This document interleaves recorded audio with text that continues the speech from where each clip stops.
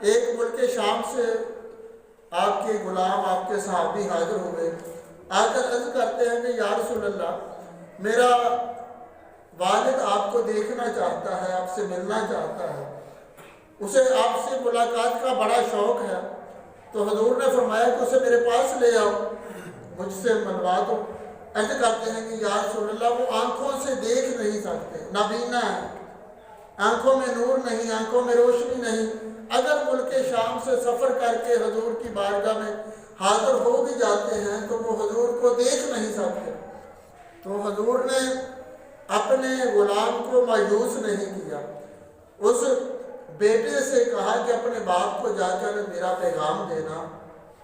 کہ وہ 7 رات مسلسل میری ذات پر صلی اللہ علیہ محمد، کیا صلی اللہ علیہ محمد کا وظیفہ کرے، 7 رات مسلسل میری ذات پر یہ درود پاک پڑھے، صلی اللہ علیہ محمد، صلی اللہ علیہ محمد۔ وہ بیٹا جب باپ کے پاس پہنچتا ہے، جا کر حضور کا پیغام سناتا ہے کہ حضور نے فرمایا ہے کہ میری ذات پر اگر تو 7 رات مسلسل یہ درود پاک پڑھے گا تو آنکھوں کی اگر روشنی نہیں ہے، نابینا ہے، اندھا ہے، تو پریشان نہ ہو، میں تجھے خواب میں آ کر مل لیا کروں گا۔ وہ صحابی فرماتے ہیں کہ میں نے جب اپنے باپ کو جا کر یہ حضور کا پیغام محبت سنایا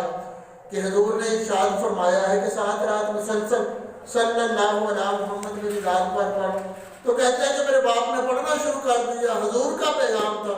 پھر حضور کا حکم تھا، پھر حضور نے ہی خوشخبری دی تھی، تو خبر دینے والے، خوشخبری سنانے والے حضور ہوں، حکم دینے والے، راستہ دکھانے والے میرے مصطفیٰ کریم ہوں، تو بندہ ناکام کس طرح ہو سکتا ہے؟ کہتے ہیں کہ 7 رات انہوں نے حضور کی ذات پر یہ درود و سلام پڑھنا شروع کیا تو حضور کی کثرت کے ساتھ خواب میں زیارت ہونے لگ گئی۔ کہتے ہیں کہ وہ حضور سے حدیث بھی روایت کیا کرتے تھے، حضور کی کثرت کے ساتھ 7 رات مسلسل کیا پڑھا تھا؟ صلی اللہ علیہ محمد، صلی اللہ علیہ محمد۔ 7 رات پڑھا تو حضور کی کثرت کے ساتھ زیارت ہونے لگ گئی۔ تو اگر ہم بھی یہ دولت چاہتے ہیں تو سب سے پہلے تو رب کی بارگاہ میں ہمیں التجا کرنی چاہیے کہ رب ہمیں توفیق دے دے کہ ہم کثرت کے ساتھ حضور کا ذکر خیر کرنے والے بن جائیں، حضور کا ذکر خیر کرنے والے بن جائیں۔ کہ اگر ہم حضور کا ذکر خیر کرنے والے بن گئے تو پھر ہمارے دل میں عشق مصطفیٰ کا چراغ بھی روشن ہو جائے گا۔ تو جب عشق مصطفیٰ کا